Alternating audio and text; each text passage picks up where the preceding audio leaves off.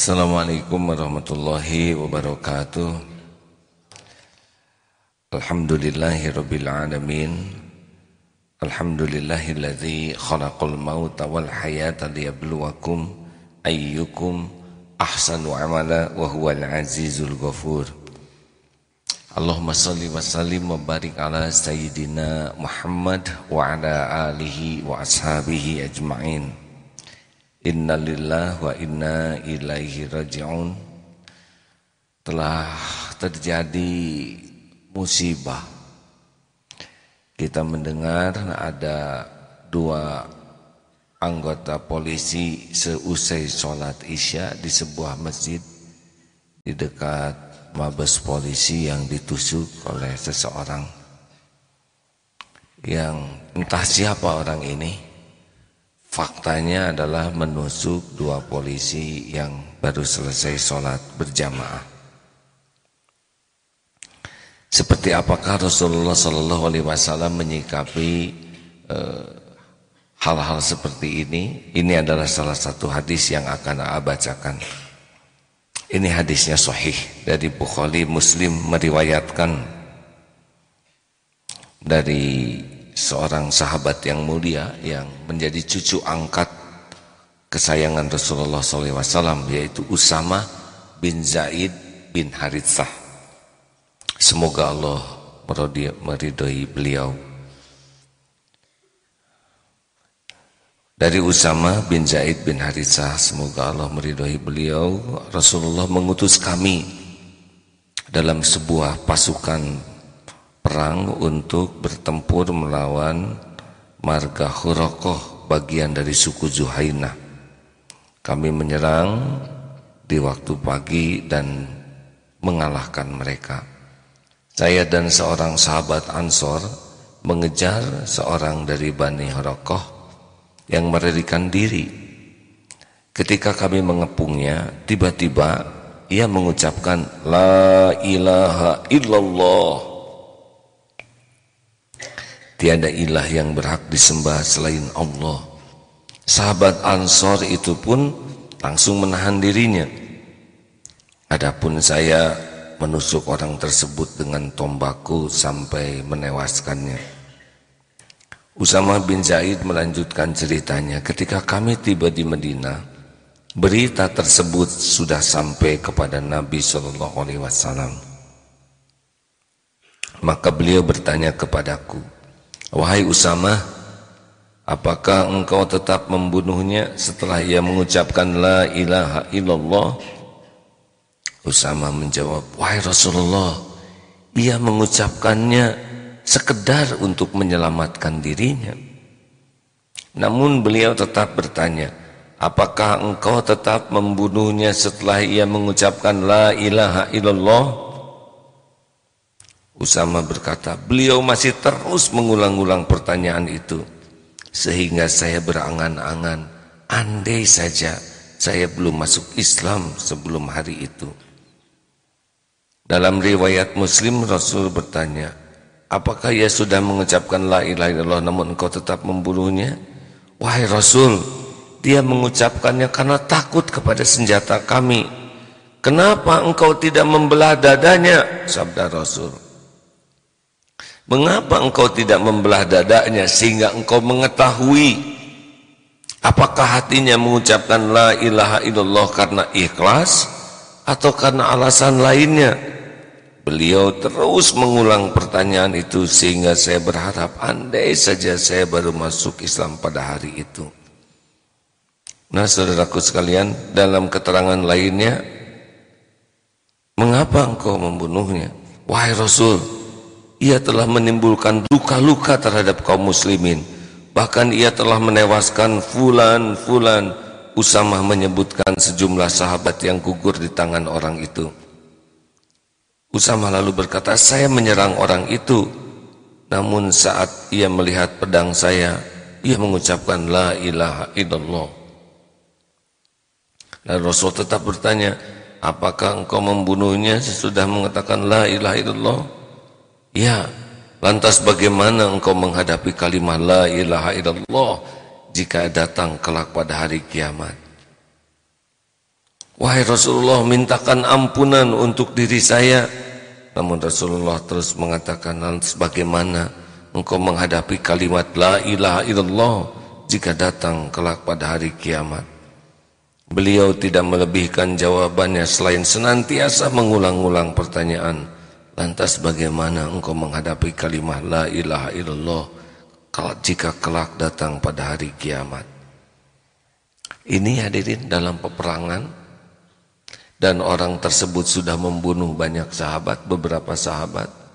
Sedang terpojok ada la ilaha illallah. Lalu Rasulullah benar-benar menegaskan bahwa ini adalah perbuatan yang terlarang. Ini hikmahnya, kesimpulan dari hadis tersebut, bahwa Rasulullah adalah Amirul Mukminin, khalifahnya, bahwa pasukan Ghalib adalah pasukan yang diutus untuk bertempur menghadapi suku Zuhainah. Usama bin Zaid adalah anggota pasukan yang membunuh saat orang tersebut mengucapkan kalimat syahadat. Yang keempat, Usama membunuhnya karena menduga orang itu menjadikan kalimat syahadat sebagai perisai. Lebih dari itu, orang tersebut sudah menewaskan sejumlah pasukan kaum muslimin. Yang kelima, Rasulullah menegur keras Usama bin Zaid atas tindakan pembunuhan itu. Teguran keras itu berulang-ulang. Yang keenam, Rasulullah tidak menerima argumentasi dari Usama bin Zaid. Jadi alasan itu tidak diterima oleh Rasulullah. Yang ketujuh, Rasulullah juga tidak mendoakan, memintakan ampunan bagi Usama bin Zaid atas tindakan tersebut. Justru beliau berulang-ulang teguran tersebut. Seorang yang mengucapkan dua kalimat syahadat dalam suasana perang tidak boleh dibunuh. Setelah selesai perang, perbuatan sehari-harinya lah yang akan menunjukkan apakah dia masuk Islam karena ketaatan dan keikhlasan atau semata-mata untuk menyelamatkan nyawanya. Siapapun yang mengucapkan syahadat harus dilindungi nyawanya, hartanya. Terlebih lagi seorang muslim yang taat melaksanakan sholat dan ajaran-ajaran lainnya. Demikian. Jadi yang dipahami dari ini, bagaimana orang yang melaksanakan sholat berjamaah. Sholat sendiri-sendiri dengan sholat jamaah beda, hadirin. Sholat berjamaah di rumah dengan sholat berjamaah di masjid juga lebih beda lagi. Nah, ini ada anggota polisi yang sengaja datang ke masjid untuk sholat. Ini saya tidak masuk di akal kalau ada orang yang mengatasnamakan Islam melakukan tindakan ini. Rasulullah SAW suatu saat berdiri ketika ada orang Yahudi yang sudah meninggal dibawa. Sahabat mengatakan, ya Rasul, orang itu orang Yahudi. Dan Rasul mengatakan, bukankah Yahudi juga, dia juga manusia. Jadi kemanusiaannya saja itu dihargai walaupun sudah meninggal. Padahal beda agama. Nah, hadirin sekalian, Islam itu agama yang sangat mulia. Ditegakkan dengan niat mulia, dengan sendi-sendi kemuliaan. Makanya kebencian, ketidaksukaan tidak boleh mengeluarkan kita dari sikap adil, sikap mulia. Ini saya tidak percaya bahwa perbuatan buruk itu dilakukan oleh orang yang memahami Islam dengan benar. Ya, sayangnya keburu mati yang membunuh itu. Coba kalau ditangkap mungkin akan terkorek. Siapa sebenarnya? Jangan-jangan dia adalah orang yang diperalat oleh orang yang hendak merusak citra Islam. Tapi ini jangan melemahkan kepada aparat untuk sholat berjamaah di masjid. Tetap saja makmurkan masjid, bahkan lebih banyak lagi yang ke masjid. Percayalah pasti ada hikmahnya. Bagi yang terluka di masjid, ini pun terjadi dengan izin Allah. dan boleh jadi ini yang akan menggugurkan dosa dan mengangkat derajatnya. Sholat isya berjamaah itu separuh malam dianggap sholat terus menerus. Sholat subuh berjamaah itu sepanjang malam dianggap sholat terus menerus. Semoga segera terkuak siapa di balik semua ini, karena kalau kita lihat ajaran Rasulullah seperti yang dijelaskan barusan, kepada binatang saja kita memiliki akhlak, apalagi kepada yang beriman. Sholat berjamaah di masjid, ini tidak masuk di akal kalau itu dilakukan mengatasnamakan agama. Ada lagi yang perlu dibahas. Ini kita sekarang agak membahas hal-hal yang aktual, ya, yaitu tentang kopi Starbucks. Saya boleh bacakan sedikit supaya saudara tahu. Ini ditulis di detik.com Finance, sehingga uraian ini panjang lengkap. Saya bacakan saja ya, supaya tidak ditambah-tambah dan tidak dikurang-kurang. Dari Detik Finance, CEO Starbucks Howard Schultz, maaf kalau salah, tidak penting-penting amat ya, mengeluarkan pernyataan yang cukup menghebohkan kepada para pemegang sahamnya. Secara jelas dia kembali menyerukan dukungan terhadap pernikahan sejenis di depan para pemegang sahamnya. Mengutip dari The Washington Press, Kamis 29 bulan 6 2017, Schultz melontarkan pernyataan kepada para pemegang saham Starbucks yang tidak mendukung pernikahan sejenis bahwa dia tidak menginginkan dana investasi mereka. Hal itu diungkapkan di depan para investor dalam rapat umum pemegang saham tahunan Starbucks. Secara tersirat dia menghimbau agar para investor yang tidak mendukung pernikahan sejenis, ini LGBT ya, homoseksual, lesbian, agar segera melepas sahamnya di Starbucks. Dia menyarankan agar berinvestasi di perusahaan lain. Salah satu pemegang saham, Tom Strobhar, dalam rapat tersebut pun berpendapat setelah Starbucks menyuarakan dukungannya untuk referendum dukungan pernikahan gay di negara bagian Washington, penjualan Starbucks langsung menurun sebab ada pemboikotan dari pendukung pernikahan tradisional. Mendengar hal itu, PP Muhammadiyah angkat bicara. Menurut Ketua Bidang Ekonomi Pimpinan Pusat Muhammadiyah, Anwar Abbas, Schultz sudah melewati batas.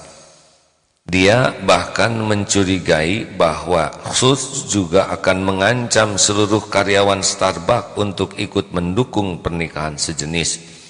Kalau pemegang saham saja dia ancam, apalagi karyawan di bawah dia, tuturnya ketika dihubungi Detik Finance Kamis. Dengan pernyataan tersebut, menurut Anwar, Schultz sama saja menjadikan Starbucks sebuah institusi usaha yang fokus berbisnis tapi juga menyuarakan ideologi tersendiri. Dia khawatir ideologi tersebut disebarkan hingga Indonesia. Dia ini punya ideologi, punya misi, meminta dunia mengakui pernikahan sejenis. Jadi perjuangannya bukan hanya di Amerika, tapi juga di Asia termasuk di Indonesia. Dia menjadikan institusinya sebagai media untuk memperjuangkan ide dan gagasannya. Ini jelas-jelas tidak bisa kita terima. Menurut Anwar, pernikahan sejenis bukanlah hak asasi manusia yang harus diperjuangkan. Sebab kata dia, hubungan sejenis adalah penyimpangan. Hak asasi itu seperti makan, minum, hidup, bicara. Kalau diperjuangkan, manakala manusia bisa, maka manusia bisa hidup sejahtera. Nah, kalau ini berbeda, bayangkan jika orang kawin sejenis, maka dalam 100 tahun punah manusia. Saya juga meminta masyarakat untuk mempertimbangkan apakah perlu memboikot produk Starbucks ini atau bagaimana, karena kalau pemegang saham memberhentikan Schultz, maka Starbucks-nya tidak salah, karena ini akan menyebabkan pendapatan menurun. Kita di Indonesia harus bereaksi. Sementara Detik Finance hingga saat ini belum mendapat pernyataan dari PT MAP Boga Adi Perkasa (BK) selaku pemegang lisensi Starbucks di Indonesia. Direktur MAP Boga Adi Perkasa, Feti Kwartati, enggan memberikan komentarnya. Maaf, saya lagi cuti, tuturnya singkat melalui layanan pesan singkat. Ini bukan masalah hak asasi manusia, ya. LGBT itu adalah sebuah sikap menyimpang. Ada juga yang menyebutkan ini penyakit yang harus disembuhkan. Normal-normal saja kita mendapat keturunan dari pernikahan yang paling wajar, paling normal. Kalau sejenis itu Allah tidak nakdirkan lahir keturunan. Secara syariat kalau ini benar-benar terjadi didorong, punah manusia, benar? Allah menciptakan laki-laki dan perempuan, diatur hukumnya dengan baik. Ini yang normal, yang sehat. Jadi kalau ada orang sejenis saling menyukai, ini pasti ada masalah, ya. Ini tidak normal, ini tidak sehat, ini tidak benar, dan ini harus dibantu diperbaiki. Kelihatannya Starbucks ini yang sudah deklarasi seperti itu, saya pasti tidak akan beli apapun dari sana. Karena membeli sesuatu dari sana sama dengan mendukung bagaimana sosialisasi LGBT ini.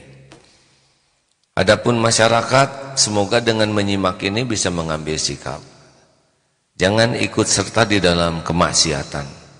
Bagaimana karyawannya, banyak karyawan Islam, kalau saya menghimbau, carilah rezeki yang lebih halal, lebih berkah. Pasti ada rezekinya.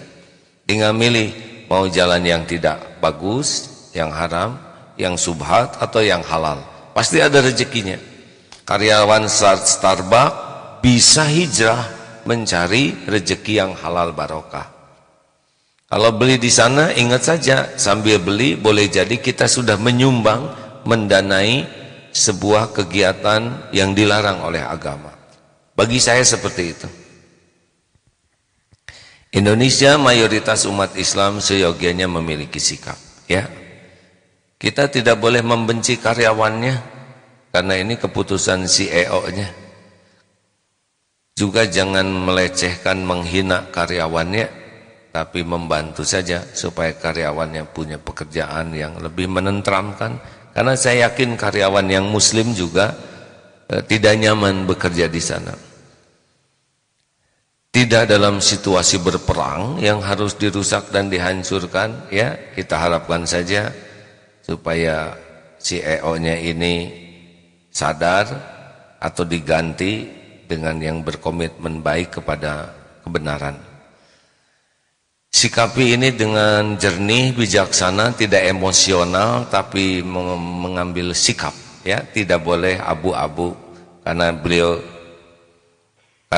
beliau dari PP Muhammadiyah sudah menjelaskan seperti ini. Saya kira ini pun jadi bahan tafakur kita. Saya akan stop membeli apapun dari Starbucks, gitu.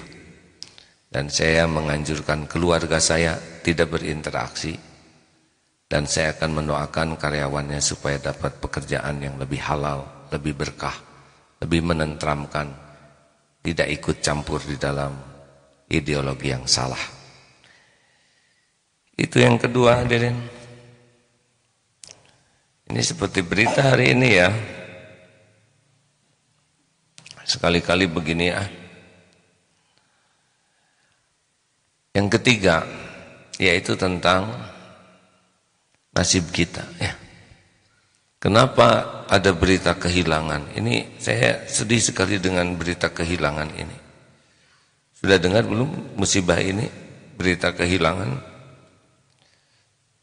Mau mendengar ini? Karena ini penting diketahui, siapa tahu ada yang merasakan berita kehilangan ini. Telah hilang. Sebentar. Ini tulisannya hilang nih hadirin. Tadi ada di sini. Jangan emosi ya. Berita kehilangan. Tolong diperhatikan ini kepada seluruh penondengar, penyimak. Berita kehilangan. Telah hilang saudara-saudara kami dari rumah Allah di masjid, terakhir terlihat di saat bulan Ramadan. Telah hilang. Di sini juga terjadi kehilangan jamaah. Bagi mereka yang melihat pada waktu sholat, mohon ajak mereka kembali ke masjid untuk bersama-sama menegakkan sholat jamaah. Dan bagi mereka saudaraku yang telah merasa meninggalkan masjid selepas bulan Ramadan, mohon kiranya kembali ke masjid dengan kami pada waktu sholat subuh, duhur, asar, maghrib dan isya. Sungguh kami merindukan kalian. Tertanda masjid. Gitu.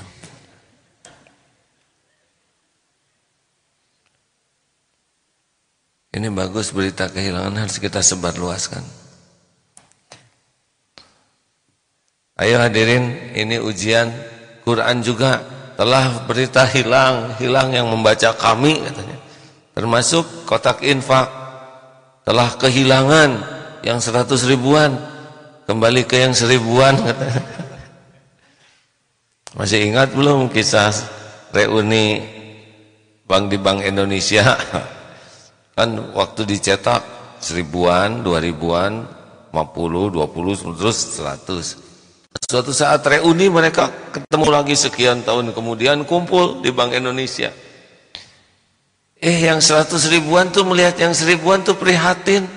Kamu lecek banget sih. Kumal gitu ya. Beda deh yang 100 ribuan fresh. Ya emang nasib saya begini. Saya ini ya dari tangan ke tangan, dari kenek, tukang parkir, toilet, di pasar, beginilah nasib saya. Kamu kok seger banget? Saya kan diantara orang kaya, pejabat, orang kaya, artis. Kehidupan kami memang terjaga. Ya tapi saya gini-gini juga sering ke masjid gitu. Kata yang 1000-an tuh, kalau kamu gimana? Itulah masalah saya jarang sekali ke masjid gitu katanya Pak.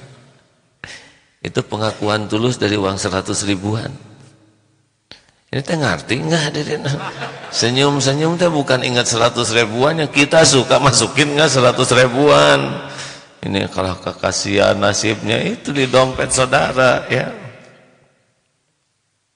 Jangan-jangan kita kumel juga nih. Demikian sahabat-sahabat yang baik, tidak terasa setengah jam 3 berita penting ya. 1 berita aktual tentang kepolisian, jangan patah semangat. Yang keempat, ini sering juga ada yang mengatakan jauhi politik, politik itu kotor. Sepengetahuan saya, politik itu adalah sikap bersama untuk kebaikan, itu politik.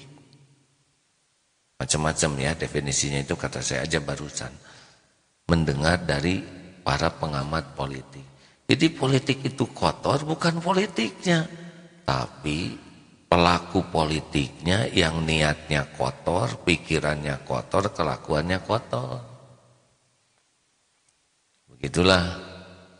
Jadi jangan sampai mengatakan, kenapa? Karena Rasulullah SAW juga adalah politikus. Beliau pimpinan umat, pimpinan agama, pimpinan politik. Abu Bakar As-Siddiq juga Amirul Mukminin. Umar bin Khattab, Ali bin Abi Thalib, Utsman bin Affan, Ali bin Abi Thalib, Umar bin Abdul Aziz, semuanya politikus yang mulia akhlaknya sehingga membawa keputusan bersama yang mulia. Indonesia juga ditegakkan oleh para ulama dulu, para politik muslim. Nah ini isu yang sering direbahkan sehingga mengusahakan orang-orang yang berkomitmen kepada moral, jangan ke politik, nanti kotor. Kalau gitu siapa yang ngebersihin? Ya. Halo? Dan segalanya juga keputusan politik, telur naik turun keputusan politik. Kalau jadi ulama bagus ya, menasehati, tapi didengar atau enggak terserah orang. Udah dengar juga diturut atau enggak, kan ada yang dengar tapi enggak nurut juga. Nah bedanya dengan yang punya keputusan politik mengikat. Begitulah. Ini karena banyak pertanyaan. Hari ulama boleh berpolitik yang ahlinya, yang enggak ahli jangan. Karena kalau bukan ahli melakukan sesuatu fantazirus sa'ah, tunggu kehancurannya. Tidak semua ulama punya kemampuan berpolitik. Begitulah. Ini jawaban dari beberapa pertanyaan, ya. Terima kasih sahabatku yang baik. Pagi ini jam 7 ada kegiatan di Eko Pesantren bagi saudara-saudara yang senang berkuda. Oh ini juga pengumuman lagi yang kelima, mumpung ingat. Ini namanya pengumuman berantai, saka ingat ya. Tapi penting, sakpen, saka ingat tapi penting. Nah, wah katanya suka berkuda. Kuda itu mewah, dengar ya. Kuda itu beragam jenisnya. Kuda itu mahal, tergantung kuda apa. Yang termurah itu namanya kuda lumping ya. Ini beneran hadirin ya. Ada lagi yang lebih murah, kuda catur itu ya, hanya susah dinaikin. Kuda lumping itu aman, tidak menggigit, tidak nyepak, tidak melempar, cuma capek sendiri hadirin. Dan kurang wibawa ya. Coba kemana-mana kuda lumping kan dianggap jangan dibayangkan hadirin. Ada juga memang latihan berkuda yang murah itu biasanya di korsel, tapi kan kurang wibawa, aki-aki naik korsel muter. Ini aman, tidak menggigit juga ya, ngan liur. Kalau kuda kita ini macam-macam kuda tuh, harganya ya dari mulai 10 juta. Ada kuda 10 juta tuh, banyak ya. Orang jual beli kuda 10 jutaan. Naik lagi ada kuda sandal yang sekitar 20, 25 sama dengan harga motor. Dan itu bukan sesuatu yang mewah karena ini produktif. Lihat yang bawa kuda di Salman dia mana? Nah itu sekitar itu harganya tuh 20, 25 yang bagus, yang masih muda, yang sehat, macam-macam. Ada juga yang sekitar 50 jutaan yang sudah makin bagus, terlatih, nurut, sudah bisa ditunggang, tidak membahayakan. Nah, ini biaya melatihnya. Ada yang lebih mahal dari 75, 100, ada yang 150. Di stable kami yang termahal itu 150 juta. Bagus badannya dan beliau sudah wafat mendahului kami. Begitulah hadirin. Jadi itu kuda besar, kuda blaster ya yang memang campuran induknya itu. Jadi yang ada di kita tuh sebetulnya kuda-kuda yang biasa-biasa saja. Jadi jangan mengatakan mewah. Wah latihan berkuda kan mewah. Kata siapa? Silakan ikut latihan pagi ini. 150.000 itu belajar berkuda, memanah dan makan timbel. Di mana coba hadirin ada berkuda semurah itu kan? Nah, diajarin dari mulai megang, tidak langsung naik dituntun, enggak. Itu rada kurang wibawa ya. Mulai megang, ngasih makan, naik dinuntun, baru naik ke atas dan mulai belajar zigzag, memanah, teori memanah, itu teh capek ya.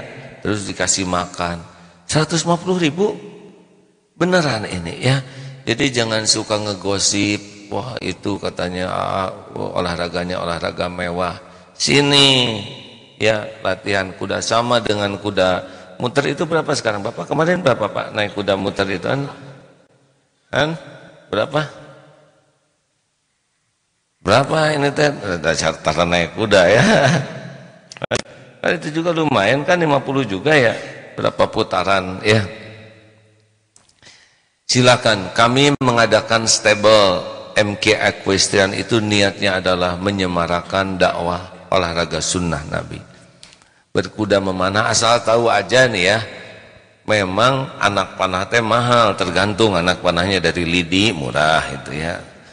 Mulai makin bagus dari mulai 20.000, 30.000 anak panah tuh. Ada yang 100.000, yang paling mahal di kami 100.000. Makanya kalau bayar 150.000 tapi motong kena anak panah 2 tekor, hadirin tekor.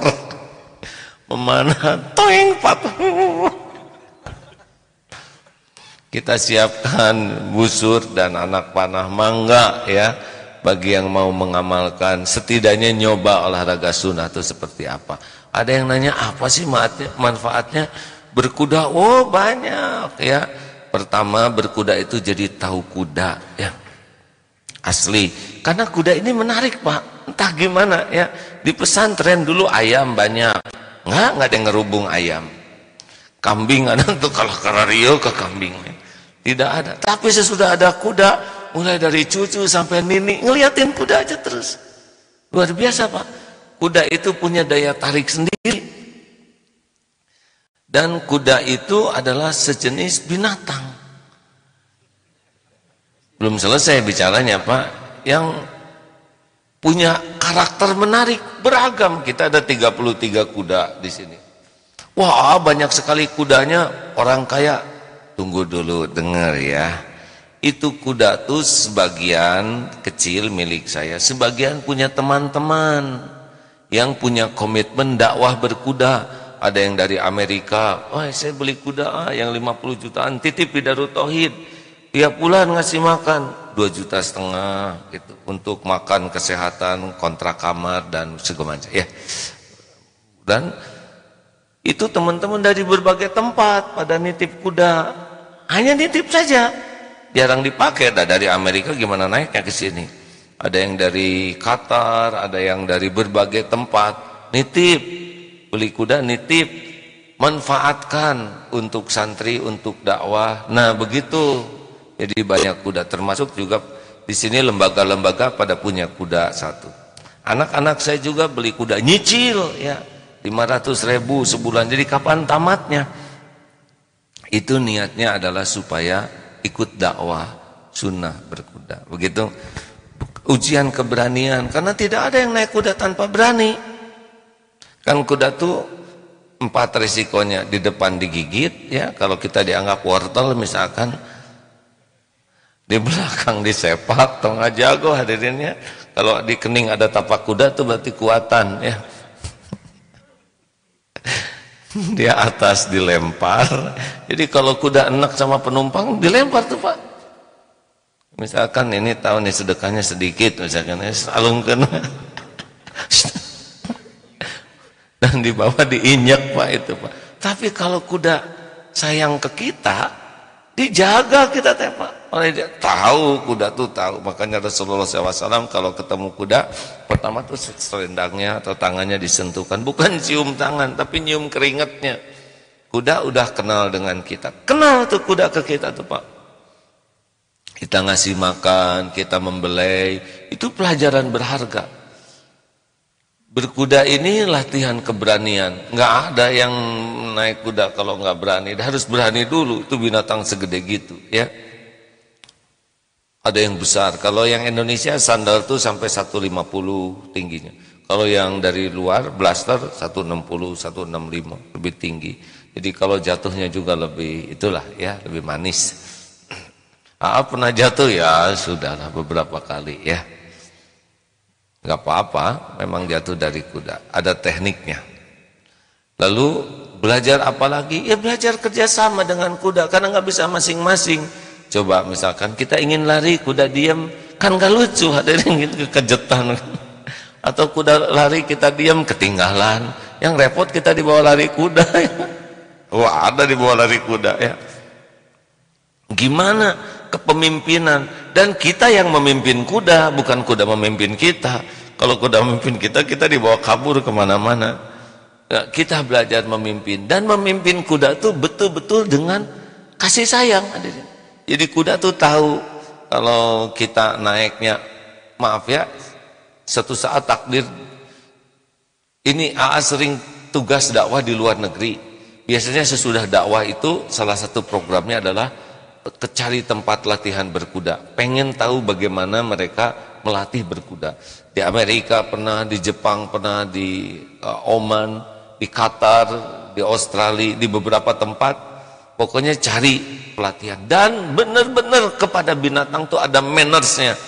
Tahu manners? Kayak orang makan tuh ada toto kromonya, ya. Mau ketemu kuda, kenalan dulu, usap. Itu benar ada. Mau naiknya juga baik, karena kita akan naik ke punggung dia. Coba saudara lagi diam, ujuk-ujuk ada yang naik ke punggung kita kan, dialungkan ya. Baik, ya saya lihat puntennya waktu di Amerika ini Pak, diajak latihan berkuda. Itu beberapa negara bagian tuh ada. Ini menarik Pak. Wah, ada range kan. Wah, sok saya mau diajak ke sana. Wah, kudanya besar-besar. Wah, mana ini pelatihnya? Dan bayangan tuh ya kan koboi, pelatih itu gagah. Datang nenek-nenek udah sepuh gitu.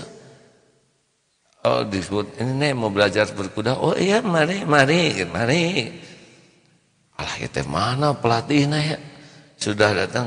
Ayo sini. Lah ternyata nenek itu pelatihnya. Alah, gimana itu kuda gede? Dilatih oleh nenek. Nenek ini mantan atlet, tapi kan dulu atletnya yang Masya Allah, itu teh kuda nurut semua sama nenek tuh.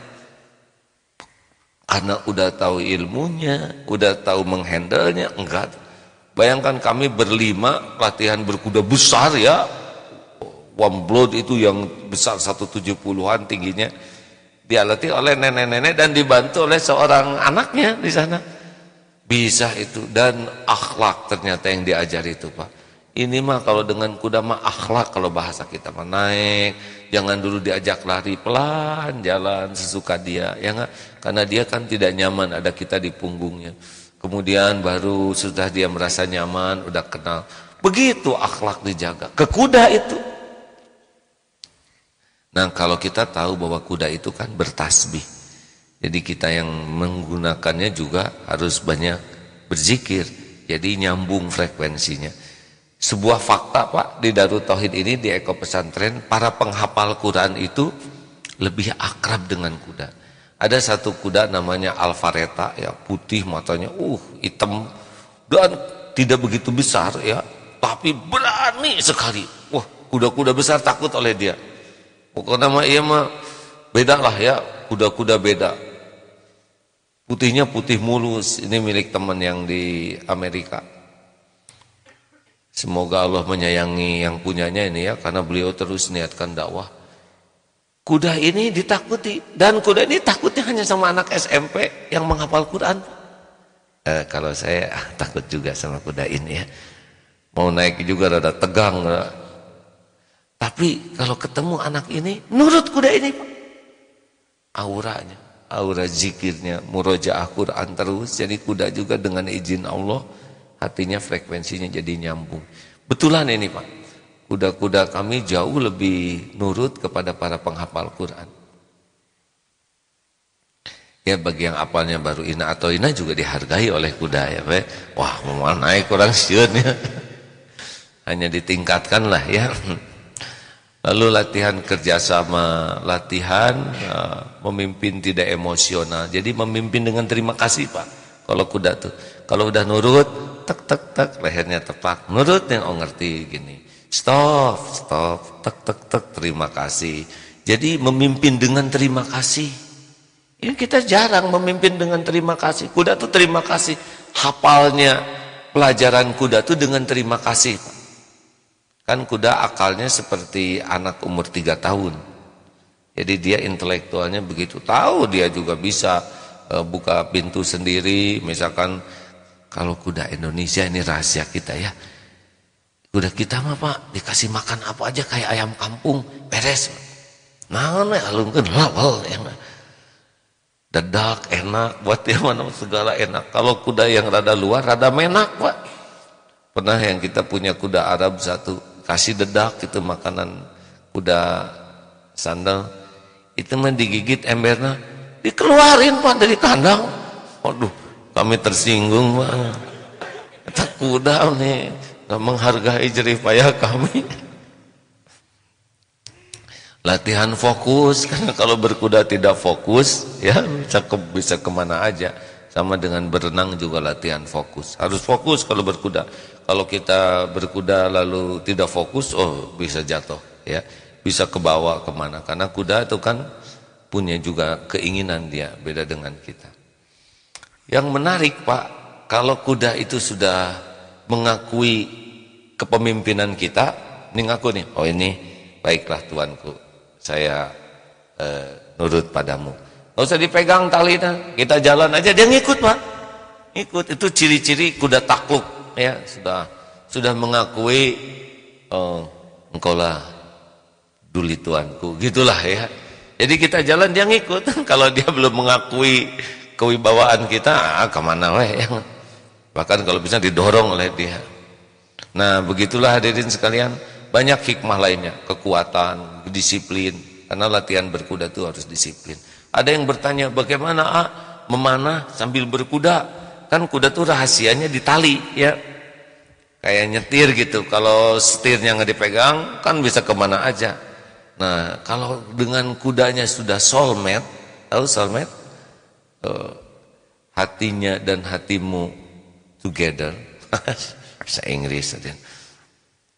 Itu udah ngerti dia. Kita mau belok, miring sedikit, dia udah tahu kita mau belok, ya. Yang jadi masalah kalau beda persepsi, kita belok ke kiri, dia ke kanan, udah pasti ngacleng, ya. Kalau sudah dekat sekali, nah dia tahu hop, stop. Jadi udah tinggal pakai mulut, maju, stop. Kuda harus bahasa Inggris gitu? Enggak, kuda lahir di Garut pakai bahasa Inggris nggak ngerti. Hop, ujang, cicing, ya. Apakah kuda bisa punya perasaan? Punya. Itu Al-Adiyat almarhum. Beliau yang sudah wafat mendahului saya, kuda kesayangan saya dua-duanya sudah meninggal Pak. Jadi ya begitulah, nggak boleh ada ujubnya. Baru juga sehari di film, besoknya meninggal. Padahal itu kuda perang betulan Pak. Kuda yang sudah terlatih menghadapi suara ledakan, api, air. Oh, udah soulmate gitu, kalau mau pergi jauh juga nangis dia Pak. Aduh, aku mengenang dia, rasanya hatiku tercabik-cabik kan tuh, lebay. Karena kalau saya lagi pergi jauh juga, kalau kangen pakai FaceTime Pak, pakai Skype gitu. Nggak tahu dia ngerti atau enggak, ya enggak. Tapi kalau saya melihatnya tuh, aduh, ini asa gagah, kasep gitunya. Kuda ada lelaki. Jadi ada ikatan batin itu. Makanya ketika kuda ini meninggal, saya juga udah punya feeling ini bakal pisah dengan kuda ini. Kenapa? Karena terlalu terikat hati itu Pak. Ingat terus sama kuda ini. Bahkan kalau pulang dari luar kota, kayak kemana nih? Ke pesantren dulu, ke keluarga, ke kuda dulu Pak, ya. Juga kalau oleh-oleh naon ya, mendingannya jukut buat kuda atau buat main rumput Pak. Jadi di mobil tuh ada karung rumput, bisi kuda lapar Pak. Hari-hari juga nanya, sehat enggak kuda? Ke anak kurang ditanya Pak. Ini saya udah degelagat ini, bekal pisah nih dengan kuda ini. Terutama pas di film tuh, yang beredar waktu itu kan di film tuh Pak dengan kuda tuh. Hari Minggu saya ingat sekali itu. Ada kameramen dibuat videonya, waduh gagah lah gitu dah. Gagah tuh bukan sayanya sebetulnya, kudanya, ya. Ya kalau kuda pakai kuda begang, kurus, pendek, saya nggak jadi gagahnya Pak. Nah tapi kan yang ujubnya kita, wow, memanah sambil berkuda teh kan gaya Pak, aduh keren, susah lah, nggak riaknya tuh susah, nggak ujubnya tuh susah, pokoknya mah ada perasaan gimana gitu ya. Walaupun udah ditekan dengan zikir tidak enak lihatnya juga. Itu hari Minggu sudah latihan, sekeluarga latihan, anak-anak nyoba latihan karena kudanya baik Pak. Saya berangkat bertugas Senin pagi jam 7 ada berita. Al-Adiyat meninggal. Hah? Gimana? Kemarin segitu sehatnya, nggak ada kendala apa-apa. Dikawal oleh 2 dokter, 2 Pak dokter lagi. Anak-anak saya emang nggak dikawal dokter. Apa syariatnya? Syariatnya katanya angin dari bawah besar jadi berhembus, sedangkan di kandang bawah itu betina. Jadi tercium aroma betina, mungkin pas betinanya lagi titik-titik ya, lagi birahi. Si ini Al-Adiyat juga ada dasar nafsu kuda ya, kita tahu sendiri itu. Liar hadirin. Lalu di kandang itu gelisah Pak. Kandangnya agak besar, lari-lari di kandang, kakinya masuk ke ember makanan. Syariatnya itu katanya terus terguling, kebenturlah kepalanya dengan ngedek. Glek, mawat tuh hadirin. Kuda perang teh kena ember wafatnya hadirin. Emang agak kurang wibawa hadirin. Tapi saya merasakan sebuah, ya ketika Al-Adiyat meninggal itu, hati kecil saya mengatakan, ini pasti terjadi. Karena udah diwanti-wanti oleh guru waktu itu. Kalau terlalu mencintai sesuatu, siap-siap akan dipisahkan. Mungkin kata-kata terakhir dari Al-Adiyat itu begini. Aku sayang. Aku tak meragukan kasih sayangmu padaku. Ya jadi sedih ya. Katanya. Bersaudara, enggak, bukan persaudaraan ya, enggak persaudaraan, saya jadi kuda juga. Salah.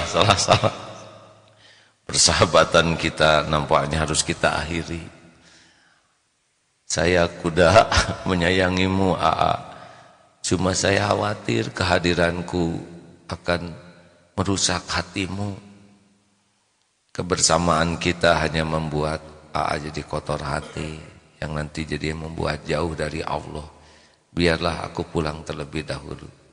Tak akan kulupakan kebersamaan bersamamu. I love you all. Aduh.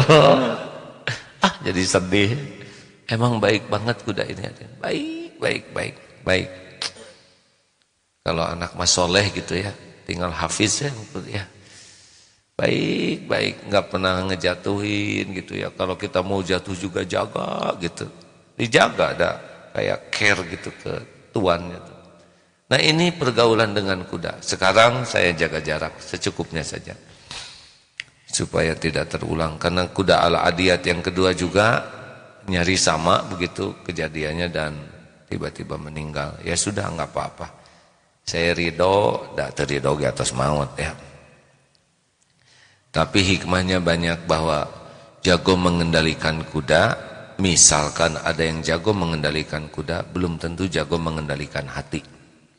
Bahkan kalau tidak hati-hati, di sanalah ada ujubnya, ada ria, ada takabur, ada dengki. Masya Allah. Padahal yang terpenting bukan jago berkudanya, tapi jago menata hatinya. Ya ini sekedar hikmah. Silakan hadirin bagi yang akan berlatih jam 7 di Eko Pesantren pagi ini ya. Ada sekitar 30. Biasanya satu angkatan antara 50. Kadang bisa sampai 100 orang untuk berlatih. Mudah-mudahan cerita ringan kali ini ada hikmahnya. Nggak apa-apa begini. Ya, Islam melekat dengan keseharian. Bukan sesuatu yang jauh di atas. Alhamdulillah. Terima kasih, selamat mengamalkan. Kepada para polisi, silakan terus evaluasi diri, dekatkan diri kepada Allah, ajak semuanya malah lebih banyak ke masjid ya. Insya Allah tidak ada yang disia-siakan oleh Allah kalau mendekat kepadanya. Jangan mengatasi yang dikatakan terorisme ini hanya dengan akal, dengan kekuatan, tapi harus dengan kedekatan dengan Allah Subhanahu wa taala, karena Allah lah yang mengetahui segala rahasia. Seyogianya kepolisian makin dekat dengan Allah, dengan kepatuhan. Kalau bisa Kapolri malah memerintahkan semua polisi yang beragama Islam itu sholat berjamaah di masjid dan imamnya para Kapolri, Kapolda, Kapolres, itu bagus sekali, benar? Karena urusan ini hanya bisa selesai kalau Allah menolong. Yang kedua tentang Starbucks, ya silakan, informasi tadi saya kira sudah cukup untuk mengambil sikap, dan sikapnya tidak emosional, ya. Jernih-jernih saja. Para karyawan adalah saudara kita juga yang harus kita sikapi dan carikan solusinya dengan bijak. Dan yang ketiga, apa tadi Pak? Yang ketiga tentang kehilangan, coba jangan-jangan saudara yang hilang, ya. Ayo kita kembali memakmurkan masjid, kita penuhi lagi, kita sapa lagi Al-Quran, kita penuhi lagi kotak-kotak infak. Apa yang pernah kita lakukan terbaik di bulan Ramadan, kita lakukan lebih baik lagi di bulan sesudah Ramadan. Selamat menikmati saum Syawal bagi yang sudah saum, tapi kalau ada yang menyuguhi, maka bukalah untuk memuliakan orang yang menyuguhi. Dan bagi yang mau nyuguhin gak usah nanya, lagi saum tidak, nanti jadi stres, ya. Nyebut saum jadi ria, nyebut tidak saum jadi bohong, gak ngejawab dianggap sombong, cicing. Suguhan mah suguhan mah. Jangan suka banyak nanya orang saum atau tidak, karena itu akan bisa menggelitik hatinya, merusak niatnya. Kalau mau nyuguhin, nyuguhin saja. Kalaupun tidak dimakan, berbaik sangka saja. Alhamdulillah hadirin sekalian, mari kita nikmati hidup dengan kebeningan hati, dengan kegigihan mendekat kepada Allah, dan kegigihan untuk memberikan manfaat. Khairun nas anfa'uhum linnas. Walhamdulillahirabbil alamin. Subhanakallahumma bihamdik asyhadu alla ilaha illa anta astaghfiruka wa atubu ilaik. Assalamualaikum warahmatullahi wabarakatuh.